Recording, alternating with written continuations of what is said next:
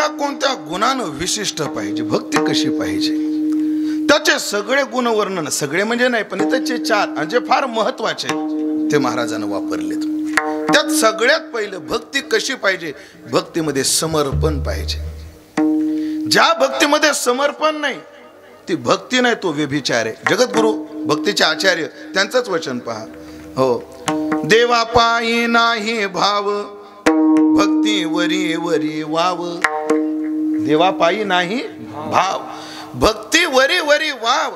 समर्पिला जीव नाही तो हा व्यभिचार. भक्तीमध्ये जर समर्पण नसेल तर ती भक्ती नाहीये, तो व्यभिचार आहे.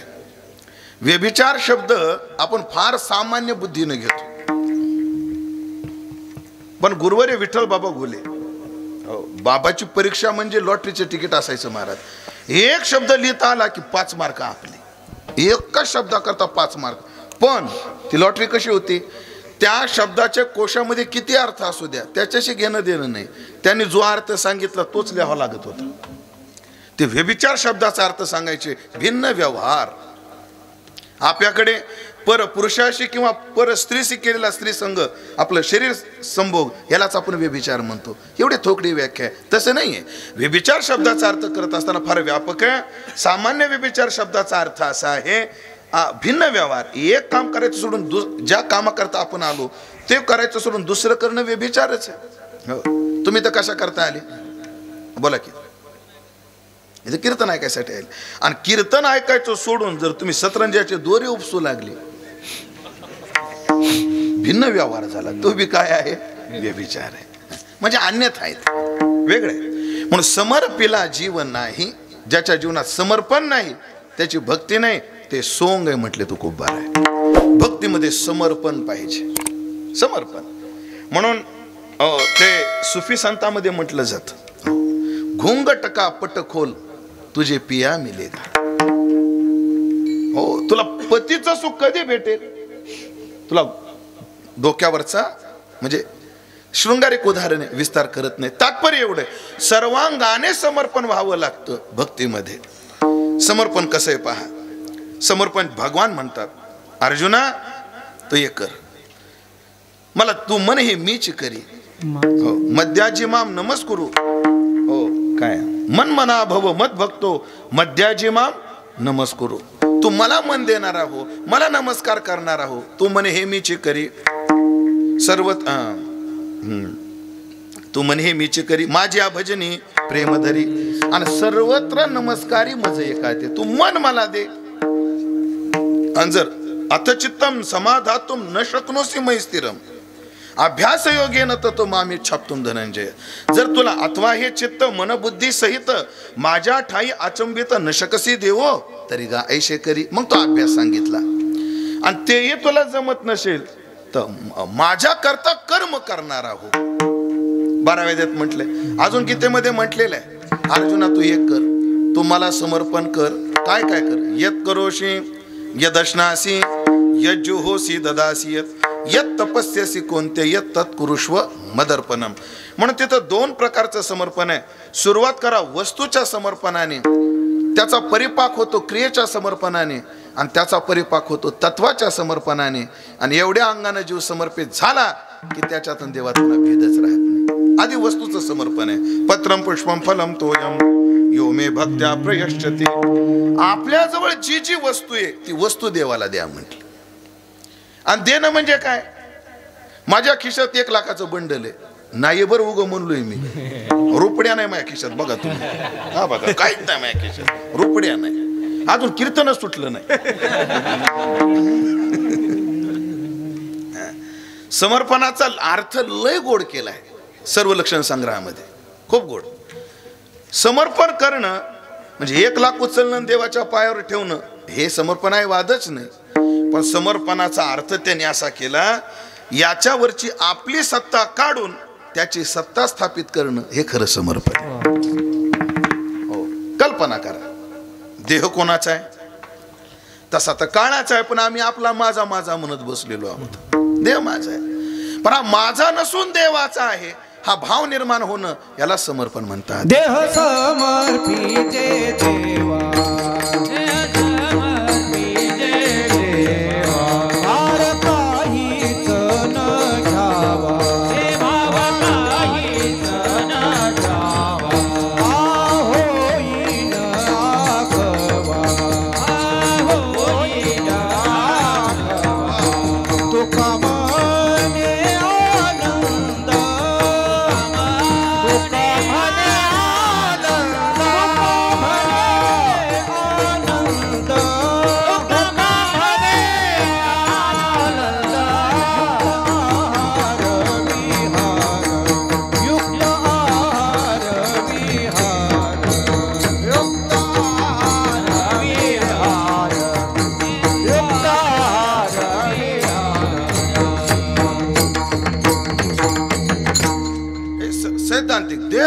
समर्पिजे देवा, बार काहीच न घ्यावा.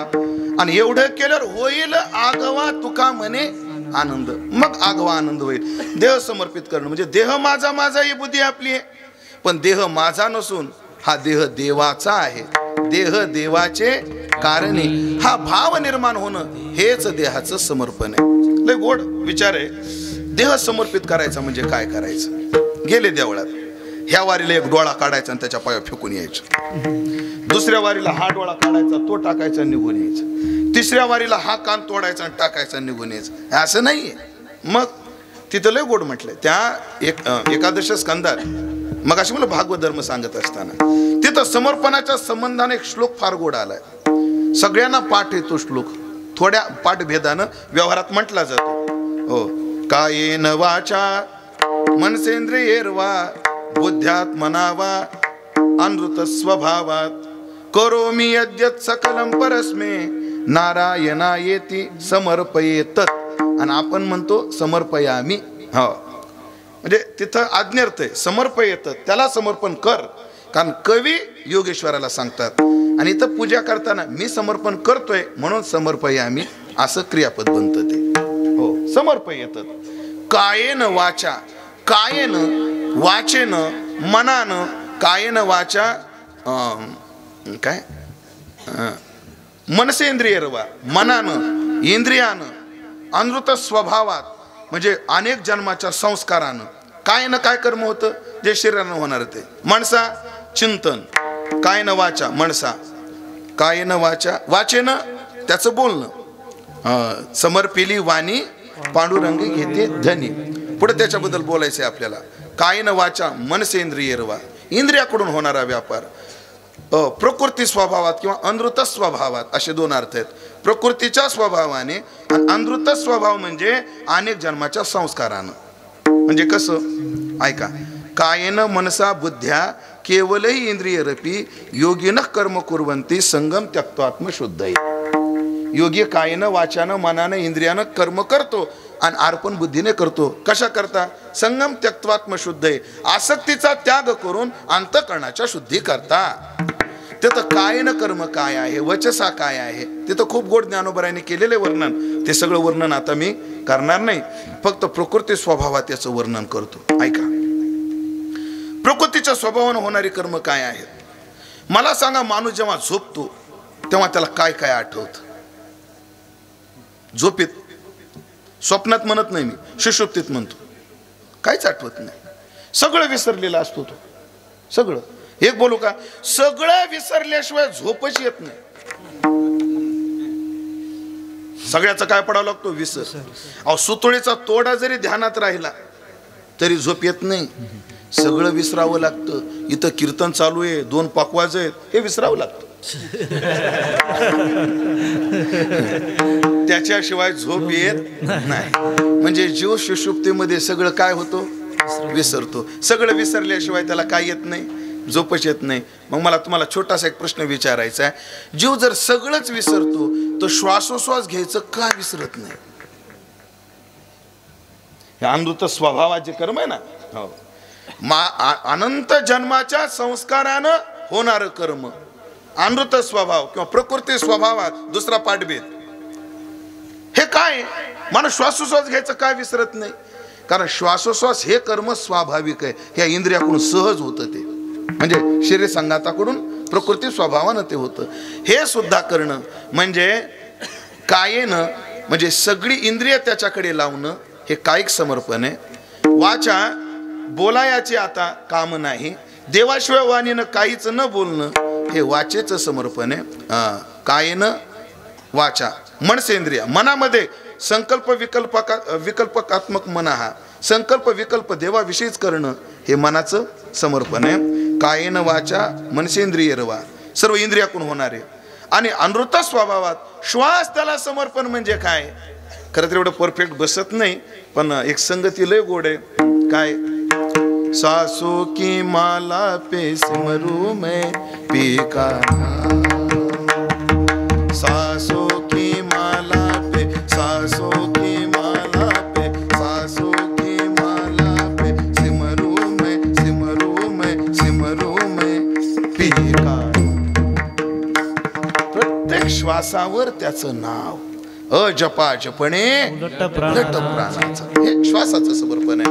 म्हणून काय न वाचा काया त्याला समर्पित करणं. पहा, ज्ञानोबराच्या 2 ओव्यातच हा विषय पूर्ण करू. इंद्रिय तोडून तिथं नाही टाकायचे. मग जये वाचे माझे आला, दृष्टी भोगी माझेचे रूप, जयाचा मन संकल्प माझाची वाहे, माझी या कीर्ती विन, जयाची रीती नाही श्रवण, जया सर्वांग भूषण माझी सेवा. याला म्हणतात देह समर्पिजे देवा. हे समर्पण, वस्तूचं समर्पण. वस्तूचं समर्पण फार फार महत्वाचं आहे. सोपं उदाहरण देतो त्याला, अगदी सोपं. वस्तूचं समर्पण काय करतं? हे मी कमराला बांधले ते काय नारायण महाराज? उपरणे. कल्पना करा माझ्याकडे 10 उपरणे आहेत. किती? 10 उपरणे. विश्वंभर महाराज म्हणले, महाराज मला एक उपरणं द्या. दिलं. किती राहिले? 9. हिशोब ठेव बरं तू. तू हिशोब ठेव, लक्षात ठेवा. किती राहिले आता? 9. एक दिलं नारायण महाराजाला. 8. पांडुरंग मला देऊ का? एक कीर्तनात देतो, पुन्हा शक्य नाही देणं. आता घेऊन टाका. पांडुरंग महाराजाला एक दिलं. किती राहिले रे? 7.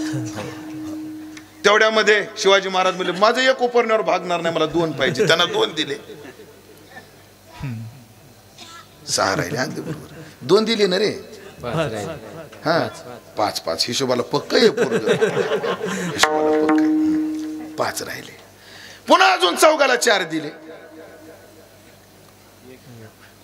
5तून 4 गेले. 5तून 4 गेले. खाली किती राहिले? 1 राहू दे, मला कंबर बांधाय. 1 ठेव. ऐका, समर्पणाची ताकद सांगितली. प्रक्रियेतून बसून जातो समर्पण. आतापर्यंत माझी आसक्ती 10 उपरण्यावर होती. 1 टाकलं, आसक्ती संकोचित झाली, 9 उपरण्यावर आली. अजून 1 दिलं, 8 वर आली. अजून 1 दिलं, 7 वर आली. अजून 2 दिले, 5 वर आली. अजून 3 दिले, 1 वर आली. आणि शेवटी तेही उपर्ण जेव्हा सोडून दिलं, तेव्हा माझ्या आसक्तीला आलंबन काय राहिलं? म्हणून देह नव्हे मी हे सरे विठ्ठल. जेव्हा लय चिंतनात सगळं जग निरस्त होतं ना, तेव्हा पूर्ण मेवाव शिष्यते एक पूर्ण शिल्लक राहतं. म्हणून समर्पण स्वरूपाकडे जाण्याचा खूप चांगला मार्ग आहे. ते सुख मिळवायचं असेल, परमशांती मिळवायची असेल तर समर्पण महत्वाचं आहे. देवा जे जे काही करीतो देवा, ते सेवा समर्पे. देवा माझ्याकडून कोणतंही कर्म होऊ द्या, मी तुला ते समर्पण करतो. हो, पण ऐका, कोणतं समर्पण? अजून एक युक्ती सांगितली समर्पणाची, लय गोड आहे. एक वेदांताच्या प्रक्रियेनं सांगतो. ती युक्ती काय? इंद्रियाकडून होणारी कर्म इंद्रिय देवाला समर्पित करणं म्हणजे काय आहे? आपल्याकडे न्याय वैशेषिक एक दर्शन आहे. त्यांनी 7 पदार्थ मानले. या जगात किती? 7. द्रव्य, गुण, कर्म, सामान्य, विशेष, समवाय आणि अभाव. पण वेदांतानं सांगितलं या जगात 2च पदार्थ आहेत. एक दृग आहे आणि एक दृश्य आहे. दृग म्हणजे दाखवणारा आणि दृश्य म्हणजे काय? दिसणारा. प्रमाण गोचर सर्व प्रपंच हे दृश्य आहे. आणि या इंद्रियाकडे गोचरत्व ही ताकद ज्याच्यामुळे आली तो दृग आहे. म्हणजे सोपं बोलू का? एक दिसणार आणि एक दाखवणारा, हे 2च पदार्थ आहे. मग जेव्हा आम्ही डोळ्यानं पाहतो एका जगाकडे, तेव्हा आपण फक्त डोक्यात एवढा विचार आणला पाहिजे, हे डोळे त्याच्यामुळे बघू शकतात म्हणून आपण त्यालाच पाहिलं पाहिजे. झालं डोळ्याचं समर्पण. हे कान त्याच्यामुळेच ऐकू शकतात मग त्यालाच आम्हाला ऐकायचंय, हे झालं कानाचं समर्पण. ही जिव्हा त्याच्यामुळेच चव घेऊ शकते मग त्यालाच त्याची चव घ्यायची. राम रसाची सवी, कारण रसो वैसा तो रस स्वरूप पण आहे. हो, त्याचं ग्रहण करणं तेच फक्त. आणि महाराज त्याचं ग्रहण करायचं म्हणते सोपं नाही, गोड आहे. पुन्हा ते गोड तुझे नाम विठोबा. काय 2 मिनिटं घेतो फक्त याच्या करता. गोड एक विचार आहे. आपल्याकडे जेवणात 6 रस आहेत. मोजा ऐ मोजतो का शुभम? 6 रस आहेत जेवणात. रस 6. लिंबाचा रस, आंब्याचा रस हे नाहीत बाळा, दुसरे आहेत. आंबट, गोड किती झाले? तिखट, कडू, खरट आणि तुरट, हे 6 रस आहेत. पण या 6 रसामध्ये जीवाला आवडणारा रस कोणता आहे? तो गोड आहे. साहित्यातल्या 9 रसातला श्रेष्ठ रस साहित्यानं मानला शृंगार. आणि खाण्यातल्या 6 रसातला श्रेष्ठ रस मानला गोड. मी एका मिनिटात कुटून देतो. तुला कडू आवडतं का गोड? गोड. तुला आंबट आवडतं का गोड? तुला तिखट आवडतं का गोड? गोड. हा बघा. तुला तुरट आवडतं का गोड? तुला खरट आवडतं का गोड? बघा. रस आहेत पण आवडतो सगळ्याला कोणता? गोड. महाराज रस 6 आहेत पण आवडणारा गोड आहे. सगळ्याला गोड आवडतं. सगळ्याला गोड चालत नाही. सगळ्याला गोड चालत नाही आहे ना महाराज. पण गोड सगळ्यांना आवडतं. पण एक बोलू का, ज्याला चालत नाही त्याला तर लय गोड खायचं. ज्याला चालत नाही त्याला तर लय खावं वाटत. एकदा एका स्टँडवर उभा होतो आणि पाऊस येऊ लागला. हॉटेलमध्ये गेलो आणि तो हॉटेलवाला गरम गरम भजे तळत होता आणि जिलेबी तळीत होता गरम गरम जोडी. माझ्यासमोर एक जण आला, त्यानं पाव किलो जिलेबी पाकात बुडवलेली 3 प्लेट भजे खाल्ली. किती? 3 पाव. हो, पाव किलो जिलेबी आणि 3 प्लेट भजे खाल्ले. आणि एवढं खाल्ल्यावर त्या हॉटेलवाल्याला म्हणतं 1 कप चहा ठेव बगर शक्कर. मला ह्याचा फोटो काढून सगळ्या हॉस्पिटलमध्ये लावला पाहिजे. ते बी डायबिटीजच्या हॉस्पिटल. रसच आहे पण आवडणारा काय आहे? गोड आहे. म्हणजे या रसनेनं रस चाखण्याची कुवत त्याच्यामुळे आली. मग त्याचंच गोड नाव हिनं चाखलं पाहिजे. अन्य चर्चा नाही केल्या पाहिजे. हे इंद्रियाचं समर्पण आहे. हे इंद्रियांचं समर्पण, इंद्रियाद्वारा होणाऱ्या कर्माचं समर्पण. यत करोषी. मग पहा नारद भक्ती सूत्रामध्ये अन्यस्मात सौलभ्य भक्तो असं सूत्र आलं. अन्य साधनाच्या मानाने भक्ती काय आहे? सोपी. का सोपी आहे? त्याचं युक्ती किथे विद्वानाने काय लावलेली. कर्म हे साधन म्हणतं. कर्म असंच करा.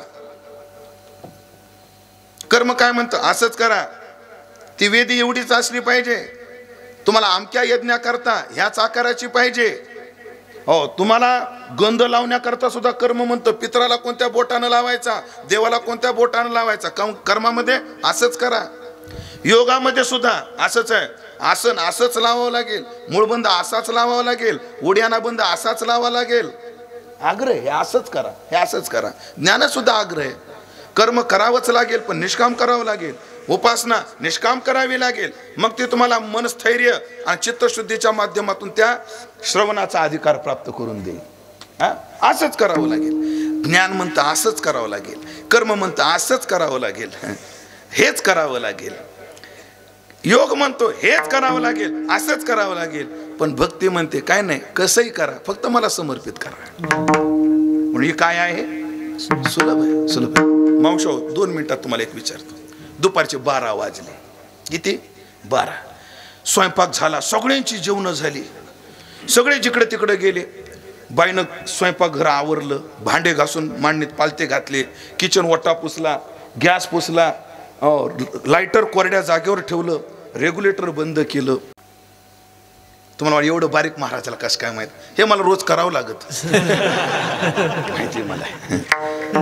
हे सगळं केलं आणि बाई आडवं पडली घरात जाऊन. जरा आडवं पडू म्हणली, पुन्हा दळण नीट करायचंय. हा, पडली आडवं. आणि तेवढ्यात फोन वाजला.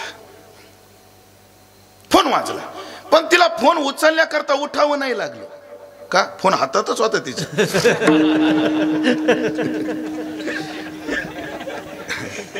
आणि तिनं कॉल रिसिव्ह केला. हॅलो. आणि तिकडून आवाज आला. काय करती? शुभम. कोणाचा फोन आहे?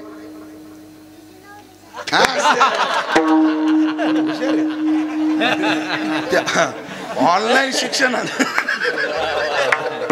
तिच्या नवऱ्याचा. अगदी बरोबर. लग्नाचं म्हणे.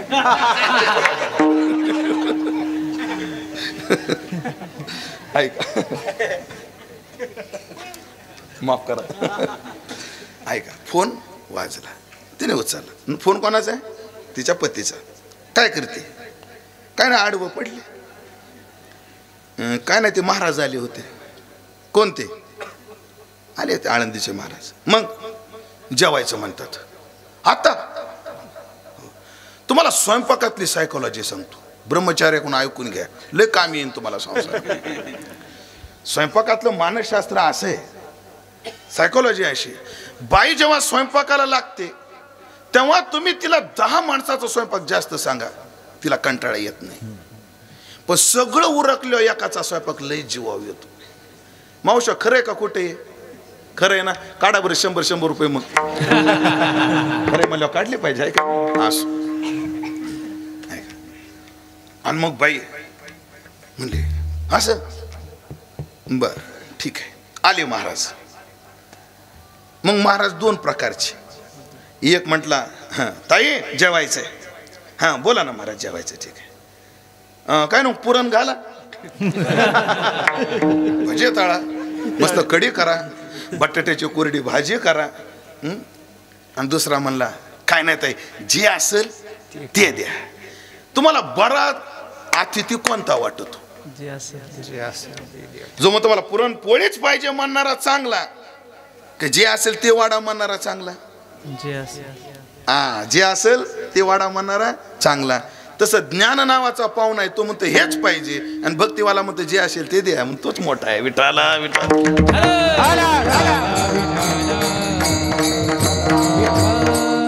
जे जे काही करीतो, जे जे काही माझ्याकडून करतं देवा, ते तुझी सेवा आहे.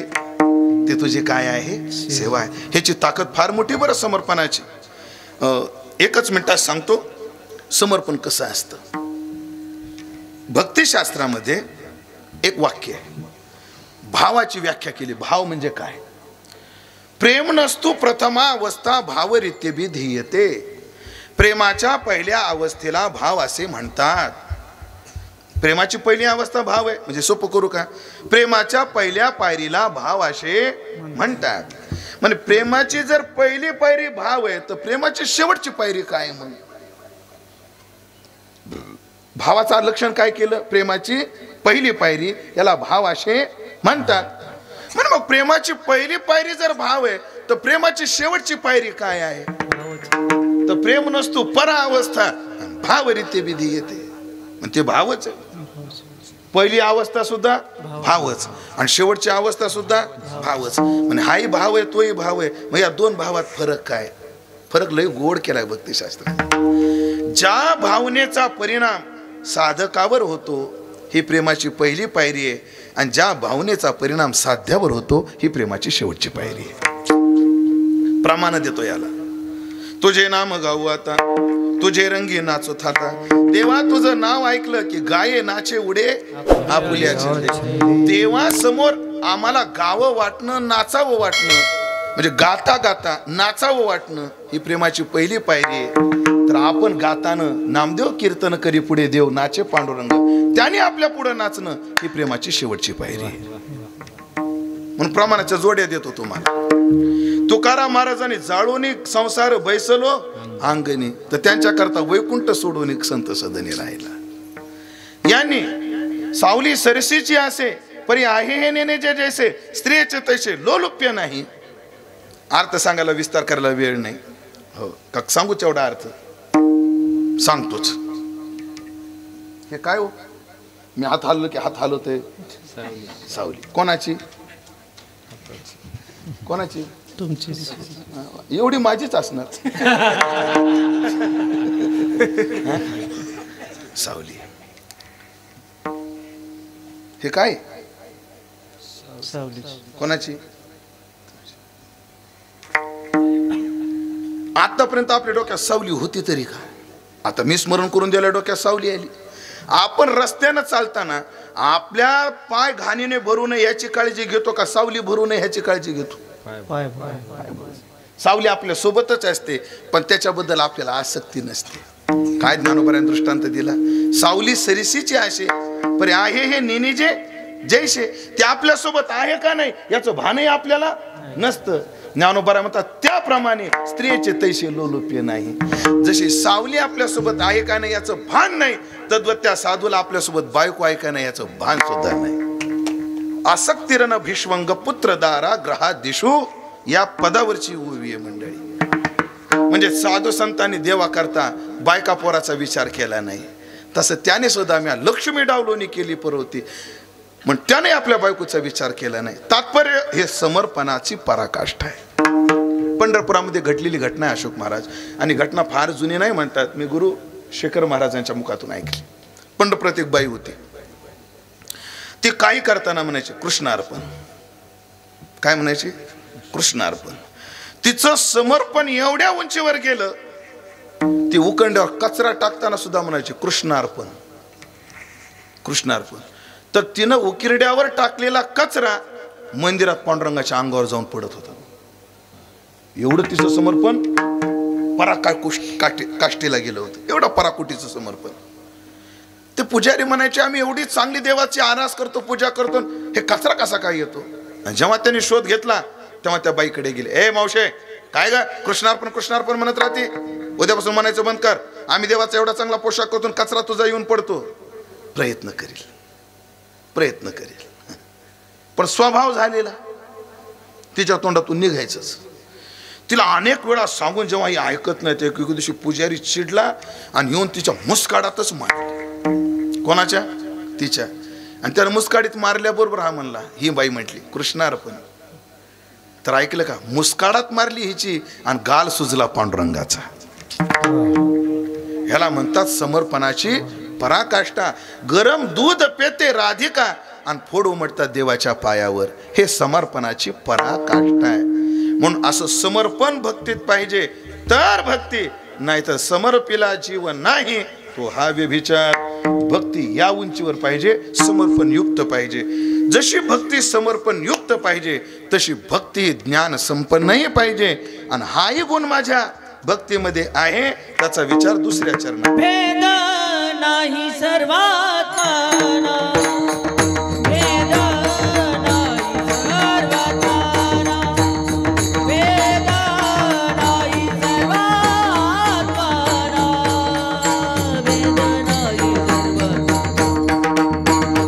भेद नाही सर्वात्मना, भेद नाही सर्वात्मना, भेद नाही सर्वात्मना, भेद नाही सर्वात्मना, भेद नाही सर्वात्मना, भेद नाही सर्वात्मना, भेद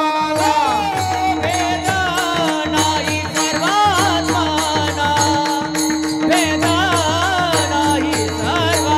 सर्वात्मना, भेद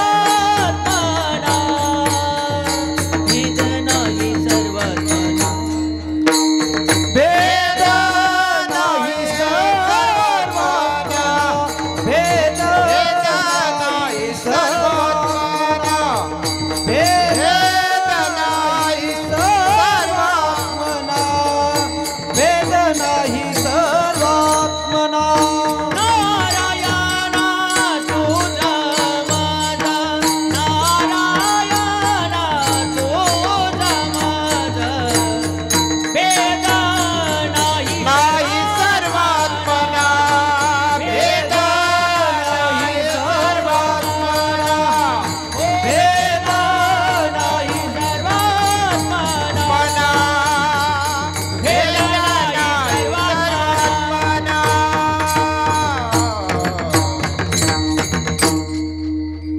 म्हणून भक्ती जशी समर्पणानं युक्त पाहिजे तशी भक्ती ज्ञानानं युक्त पाहिजे. म्हणून कोण जगात धन्य आहे? धन्य तोची एक. हो, पण त्याच्या धन्यतेचे अनेक अवच्छेदक त्या अभंगात आहेत.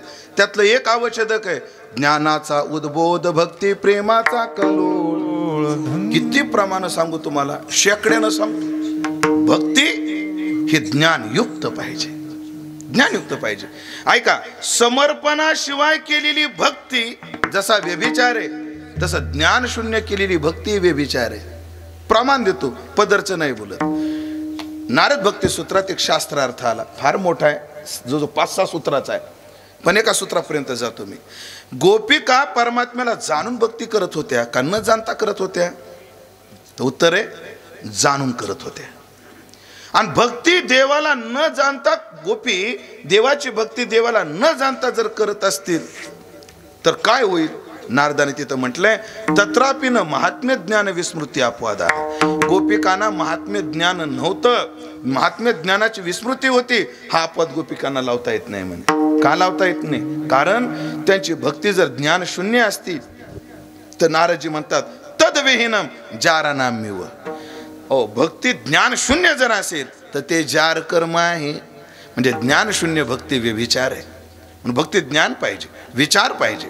म्हणून ज्ञान गिळोनी गावा गोविंदुला. म्हणून एक वाक्य सांगतो तुम्हाला, जर कोणी विचारलं वारकरी संप्रदाय द्वैतीय का अद्वैतीय, तर डोळे झाकून सांगत जा संप्रदाय द्वैती नाही हा. म्हणजे अद्वैती सुद्धा नाही हा संप्रदाय. मग हा काय आहे? वारकरी संप्रदाय अद्वै अधिष्ठित कल्पित द्वैताचा अंगीकार करणारी परंपरा आहे. हो, इथं द्वैत आणि अद्वैताचा समन्वय आहे. म्हणून अद्वैती असून सुद्धा द्वैताचा आविर न करणारी आमची संस्कृती आहे. म्हणून वेदांत वागीश परभणी जिल्ह्याचं नाव सगळ्या भारतात वारकरी संप्रदायात, हो भारतात बरं महाराज, गुरुजींचं नाव भारतात होतं. अशी घटना सांगतात, विनायक महाराज साखरे विद्वत सभा होती काशीला आणि घेऊन गेले गुरुजींना, म्हणजे रंगनाथ गुरुजी परभणीकरांना. आणि त्या विद्वत सभेमध्ये जेव्हा शास्त्रार्थ होता, एक शास्त्रार्थची चर्चा करण्याकरता विनायक महाराज साखरेंनी ब्राह्मण असून कोमट्याचा पोरगा उभा केला. आणि गुरुजीनं जेव्हा तो शास्त्रार्थ पूर्व पक्ष युक्तीने, त्याचं खंडन युक्तीने, तात्पर्य युक्तीने सांगितलं, तर त्या काशीच्या विद्वानानं सुद्धा तोंडात बोट घातली होती. ही विद्वत्ता होती गुरुजीची. पण एवढं ज्ञान असून सुद्धा गुरुजी कधीच आळंदीची पंढरीची वारी चुकली नाही. महाराज ध्यानात ठेवा, शेवटपर्यंत गुरुजीने पंढरीची वारी केली. गुरुजीला नंतर चालणं होत नव्हतं, तर गुरुजी बैलगाडीत बसून असायचे पण वारी करायचे. आणि आम्ही पाहिलेलं सांगतो, किसन महाराज साखरे एवढे प्रकांड विद्वान वेदांती, पण रोज सोहळ्यात अजून सुद्धा आरतीला का होईना पण येतातच. हे आपलं तत्वज्ञान आहे. ते काय नाही लय भारी सांगितलं. गुरुजीची खमंग भाषा आहे, थोडीशी वापरू का? गुरुजी म्हटले ते म्हणे, अहो ज्ञान झाल्या भक्ती करता द्वैत लागतं. ज्ञान संपन्न साधक झाल्यानंतर द्वैत शिल्लक नाही तर भक्ती कशी होईल? भक्ती होईल कशी? तर गुरुजी म्हणायचे, ज्ञान झाल्यावर पोरं होतात का? तशीच विठाला विठाला.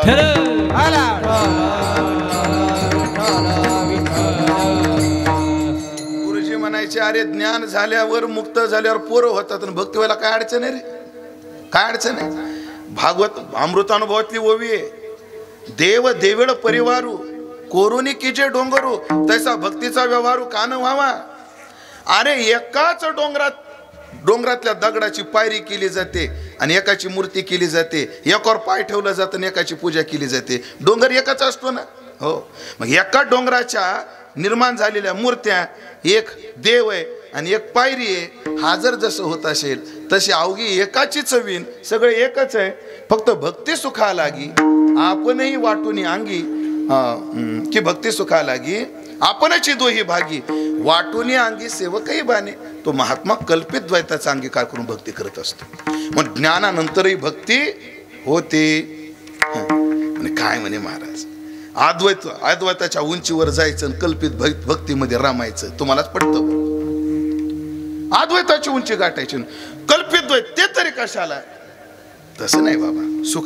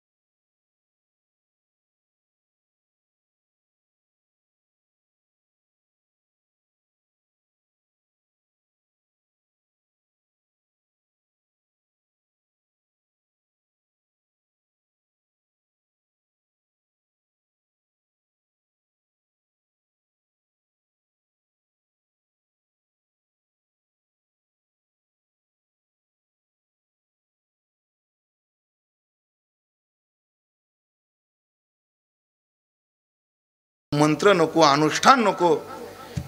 अशोक महाराज माझा ठाम विश्वास आहे, प्रामाणिकपणासारखं अनुष्ठान जगात दुसरं कोणतंच नाही. माणसाने प्रामाणिक राहिलं पाहिजे, ह्याच्यासारखं अनुष्ठान जगात दुसरं कोणतंच नाही. आणि त्याची मी एवढी फळं भोगतोय, तर असे मंत्र घोकून गरज काय त्याची, काय गरज. प्रामाणिकपणा फार महत्वाचा. तुकाराम महाराजला सोंगाचा लय चीड. तुकाराम महाराज गाथ्यामध्ये असे सोंगाडी झोडूनच काढली. सोंगाडी कीर्तनकार बी झोडून काढली आणि सोंगाडी श्रोती झोडून काढली. आधी कोण झोडायचे दोन्ही प्रमाणे सांगतो, कीर्तनकार का श्रोते? कीर्तनकार. म्हणजे आधी आमची शकायची ठरली म्हणायची, आधी कीर्तनकार सोंग. तुकाराम महाराज असं कीर्तन चालू आहे. काय झालं माझ्या ज्ञानोबाचं? असा रडतो कीर्तन सुटोस तर. हॅलो महाराज, एवढं रडणं येतं कसं हो तुम्हाला? दुधनाची पाईपलाईन डोळ्यात केलेली, एवढं पाणी येतं कसं डोळ्यात? कोणाला सांगू नका महाराज, तुम्हाला म्हणून सांगतो. म्हणजे काय, म्हणजे कीर्तनात काय करायचं, समोर रुमाल ठेवायचा. मग असं सांगताना मी डोळं पुसायला रुमाल घेतो, मग आणि त्या रुमालाला झेंडूबाम लावलेला असतो. आपल्या धंद्यातलं लोकांना एवढं बारीक सांगून, पण तुम्ही जवळचे म्हणून सांगितलं ना, तुम्ही सांगितलं नसतं. कीर्तनाच्या वेळी रडे पडे लोळे आणि प्रेमी विन डोळे गळतात, तंबया नसावा. श्रोता सांगू का राहू देऊ? सोडीन काय मी आता. असाच एक श्रोता कीर्तनात रडू लागला कथेमध्ये. सगळ्या लोकांना वाटायचं काय या श्रोत्याला प्रेम आहे कथेविषयी. असा श्रोता कुठेच नाही. कथाकाराला तसंच वाटलं. कीर्तन कथा संपली, सगळे उठून गेले, पण तो रडतच राहिला. कथाकार जवळ आले, बाबा काय तुम्हाला कथेविषयी प्रेम? तुम्ही किती रडू लागले? म्हणे महाराज मी रडू लागलं ते खरंय, पण कथेविषयी प्रेम नाही. म्हणे मग गेल्या महिन्यात माझा बोकड मेलाय म्हणले. अच्छा हो, आणि माझ्या बोकडाची दाढी आणि तुमची दाढी सारखीच आहे मला, आणि तुमची दाढी हालू लागली की मला माझ्या बोकडाची आठवण यायची. देखोनी पुराणिकाची दाढी, रडेस पुंदे नाक वडी, प्रेम खरे दिसे जन भिन्न अंतरी भाव. महाराज अशोक महाराज आता महाराष्ट्रभर फिरतात, आम्ही फिरतो.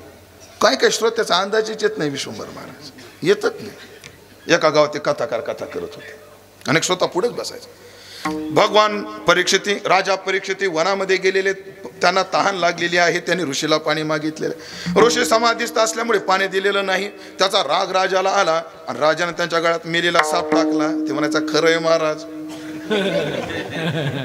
राजा घरी गेला, मुकुट काढल्यावर त्याला विवेक जागा झाला. अरे मी काय करून बसलो, ह्याचं प्रायश्चित्त काय? खरंय महाराज.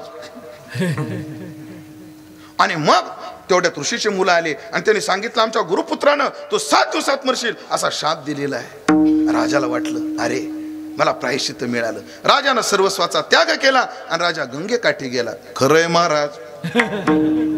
आणि राजाला परीक्षितीनं 7 दिवस शुकाचार्यांनी 7 दिवस भागवत सांगितलं आणि राजा परीक्षिती मुक्त झाला. तो म्हणायचा खरंय महाराज.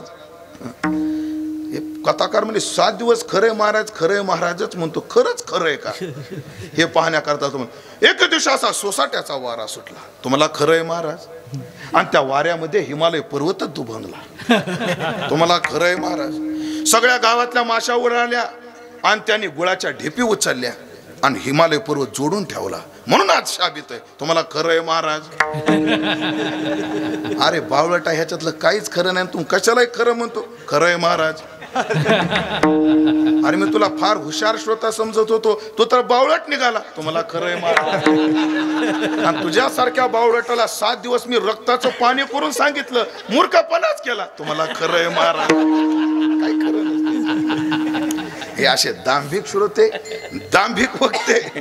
परमार्थातला दंभ मोठा वाईट आहे. हित व्हावे तरी दंभ दुरी ठेवा. आणि ऐकलं का जगन्नाथ, हा हे अन्यथा नव्हे की हे की मध्ये कीच आहे. काय की मी जे जे बोललो हे वेगळं तर नाही ना. कारण 3 विशेषण वापरले. पहिल्या चरणात देव आहे, दुसऱ्या चरणात नारायण आहे आणि शेवटच्या चरणात जगन्नाथ आहे. बघा तिन्हीच. देव म्हणजे प्रकाशमान, नारायण म्हणजे नार म्हणजे पाणी आणि आयन म्हणजे घर. पाणी हे ज्याचं घर आहे. किंवा नार शब्दाचा अजून अर्थ केला, नार म्हणजे हा जीव सुद्धा, त्या छांदोग्यात वर्णन आहे, हा द्रवरूपच आहे. कोणातरी जलापासूनच जन्माला आलेला आहे हा जीव. हो, पित्याच्या वीर्यापासून जलरूपानं आलेला आहे. मग या नराच्या हृदयात राहतो. ईश्वर सर्वभूताना हृदयेषु तिष्ठती, म्हणून हृदयात राहतो, म्हणून नारायण. आणि जगन्नाथ का? जगाचा मालक. जगाचा मालक काय? वेदांताचा सिद्धांत आहे, उपादानाची सत्ता त्याच्या कार्यावर असते. घटाचं उपादान मृत्तिका आहे, म्हणून घटावर सत्ता कोणाची? मृत्तिकेची. म्हणून उपादानाचं लक्षण काय केलं? हो, ज्याच्या विना कार्य होत नाही, ज्याच्या वाचून कार्य राहू शकत नाही. मातीशिवाय घट होणार नाही, आणि घटातली माती काढून टाकली तर घट शिल्लक राहणार नाही. हे उपादान आहे. म्हणून या जगताचं अभिन्न निमित्तोपादान ईश्वर आहे. माया विशिष्ट ईश्वर आहे, जो ब्रह्म अंशाने, असा अंशांशी भाव करता येत नाही पण कळण्याकरता तो विवर्तोपादान आहे, निमित्त कारण आहे.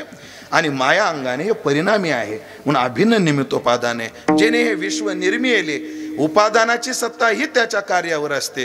म्हणजे जसं तुम्ही जर शेती विकत घेतली तर त्याच्यावर मालकी तुमचीच असते, तसं जग ज्यांनी निर्माण केलं त्याच्यावर मालकी त्याचीच असते. म्हणून जगाचा नाथ जगाचा मालक आहे. म्हणून जगाचे मालक तुम्ही आहात. हो, प्रकाशमान तुम्ही आहात आणि सगळ्याच्या हृदयातले तुम्ही आहात. मग तुम्हाला आमच्या हृदयात काय चाललंय कळणार नाही का? आणि मग मी जे बोललो ते खोटं तर नाही ना? ही अन्यथा नव्हे की? देव म्हटले हे काहीच अन्यथा नाही. तुकोबा तुझी अशीच भक्ती आहे. विठोबा रखुमाई, विठोबा रखुमाई.